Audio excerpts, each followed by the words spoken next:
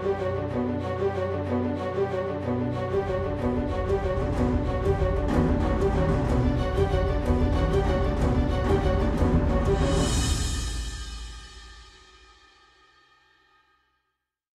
up, channel? It's Foreplayy, and this is just another commentary. This one was actually something I wanted to do for a while now.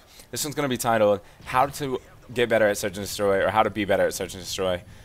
I'm going to give my opinions on Search and Destroy throughout my careers and what I think about it. The gameplay you're watching is Hardhat Search and Destroy in a game battles match. In fact, I've been doing so good in Search and Destroy lately, you can even ask my team. Like, I've been putting up pretty much 7 kills a game. That's pretty good because we're normally winning our Search and Destroys. Sometimes we've lost our CTFs on occasion. Like I said, we had the bad hosts and stuff like that. But I kind of wanted to give my opinions, like I said, on CTF throughout my careers. And being an unconventional Search and Destroy player, that's kind of how I've played for so many years. And kind of break down how I feel that certain players play Search and Destroy. And a lot of players, you know, get credit for being great Search and Destroy players. There's some pro players, I won't mention any names, but a lot of people call them like search gods and they're so good in this and that. I'd like to say over my career, I've never really gotten the accolades of being a good Search and Destroy player. But if you go back and watch a lot of my videos, I was always pretty solid in Search. Every player is going to have bad Search games. Like, I've seen the best players go 0-7. I've actually seen some of my teammates that I feel better than me, like gun skill wise, go like 0-6 and 0-7. That just happens. Sometimes you can't get in a rhythm. But in this video, I want to break down like different playing styles for Search. There's basically your conventional rusher. That rusher is going to be not myself. I don't think I'm a conventional rusher. Those rushers are the type of players that will rush in kind of like spots that you know that they're going to rush to. Use the map Arcaden, for example. You know, people can rush through paint, or you can know that somebody's going to rush through bottom mid. And if people rush through bottom mid and go minibar, let's say on their defense, then those are conventional rushers. You know that they're going to be there, but they can still win that gunfight if they get there quicker, depending on their spawn, etc. Then there's the unconventional rusher.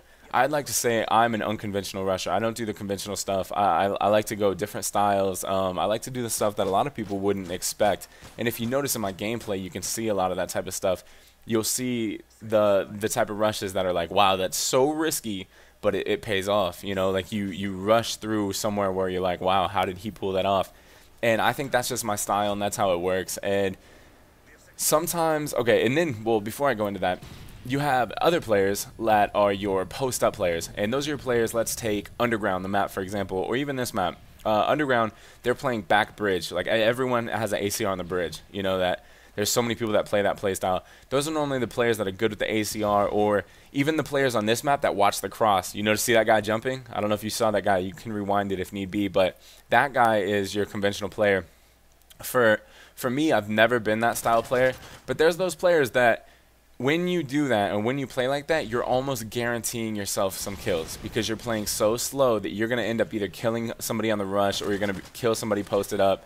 And that's 100% okay. Like that guy right there, he's posted up at the bottom porta potty and he's just kind of hanging out with his ACR, and that's 100% fine because every team needs that. Most of the time, yet again, go back to Underground, you'll have somebody sitting on top watching the flank. A lot of the times you'll have the ACR watching the flank and stuff like that, and that's 100% fine. I just feel that I couldn't play like that because I'm too much of like a playmaker style. For me, being a playmaker, I think that my job is to go get 2 down. If I get 2 down, my job is done as long as my teammates don't die, because now we're in a 3v2 situation. Hopefully we can plant the bomb, or if we were on defense, hopefully now it isolates them and puts them in a different spot. My thing for rushing is I like to control the tempo of a game. I know a lot of the people that I play against watch my videos, and you're probably watching this right now, so take this as a note. I don't care that you know this because, like I said, my channel is about people getting better and people bettering themselves, so the competition is higher.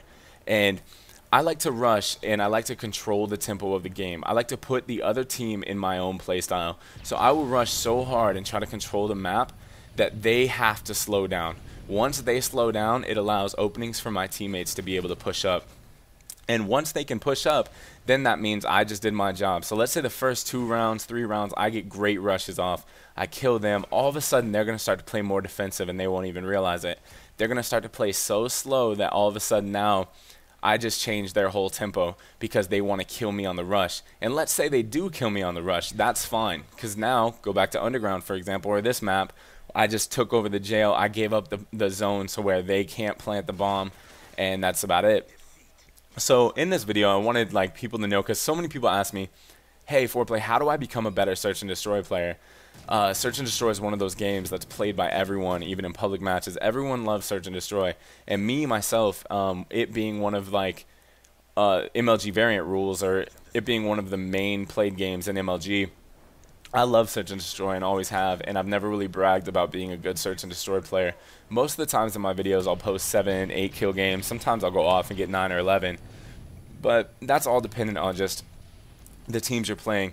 It's harder to rush on teams that run like 4 ACRs, because most of the time they're playing so far back, you have to win those long range gunfights with like a PP90 or an MP7, and that can become extremely difficult. So I just wanted you guys to kind of get a breakdown for the feel of how I play, and I wanted you guys also to know that there's more than one different play style of search and destroy.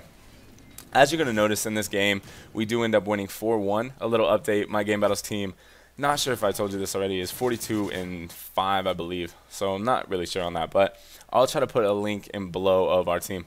Either way, I hope you guys love the content that's coming out from me. I hope that you love all the videos that I'm putting out.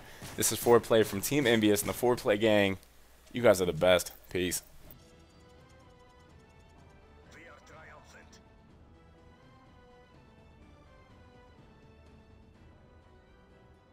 How to be better at S&D. I hope that video definitely tried to help you in some way. I try to cover all the different aspects of S&D. But if you guys look up in the upper left, that's Finale V3. I've been pushing that montage so much. Also in the right, that's a recent thank you video I did for not only certain members of my team, but also just everyone that's ever supported me. A big thank you. That includes every person that's watching this video. This is Foreplayy.